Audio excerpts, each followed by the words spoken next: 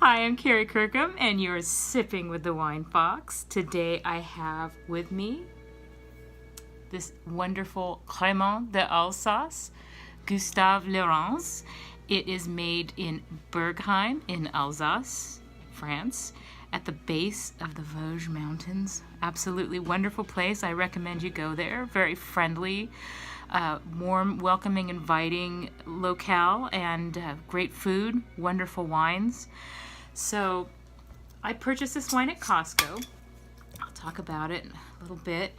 It is 33% Chardonnay, 33% Pinot Blanc, and 33% Pinot Noir, which leaves out 1%, and I'm assuming that's the Angel's share. Well played, winemakers. Very well played. So beautiful nose. This wine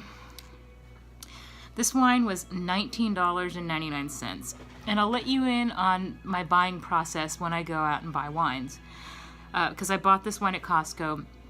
I looked at it and there weren't that many cases left, and it was sort of picked over, and it was an unusual label that I'd never seen before.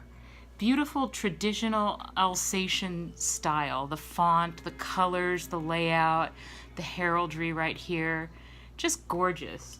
And so that already got all my alarm bells going, because I've spent time in Alsace and I just absolutely love it.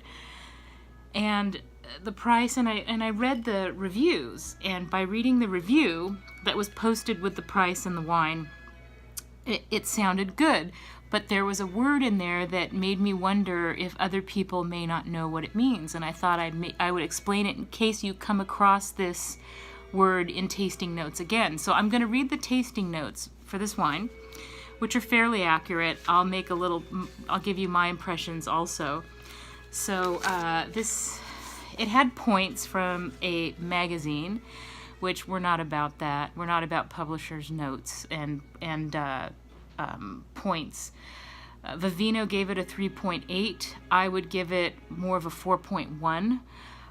So that's good, promising. So here are the tasting notes.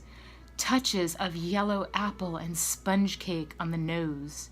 The palate adds ripe, friendly, and appetizing notes of yellow plum and lemon alongside creamy fizz set against a softly autolytic background.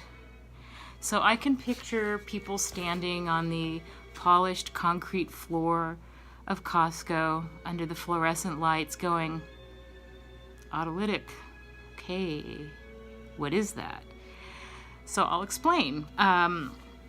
Secondary fermentation happens inside the bottle, where there's yeast cells fermenting sugar and creating the bubbles and the carbon dioxide you get in the wine.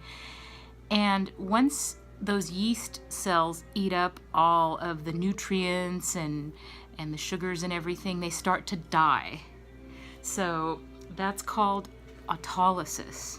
So, which was where autolytic comes from. So autolysis is when a yeast cell starts to die, it releases these enzymes that cause the cell wall to break down and release its contents. And those contents have all these great tasty notes like brioche and nuts and just tasty, lovely things. And it's in the slurry in the wine, and it's basically the lees. So the longer it's in contact, the wine is in contact with the lees, the more intense those brioche, toasty, nutty flavors become. So now you know autolysis is the breakdown of yeast cells and dead yeast cells. So there you go.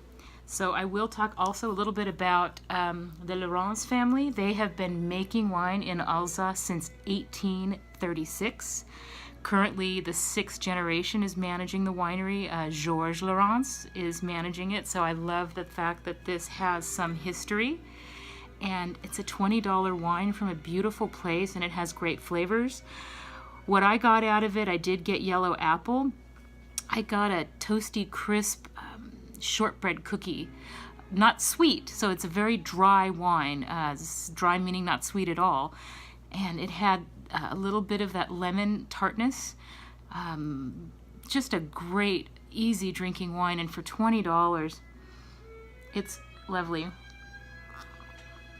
It's a good buy. So if you can find this at Costco for 20 bucks, my instincts told me to buy 2 bottles, so I'm glad I did. I may end up going back to buy a few more. Oh, also it says on the back, Servir frais, which is serve fresh, which is French for drink it now. I love that. Drink it now. You'll love it, I promise. And to that I say, santé and carpe uvum.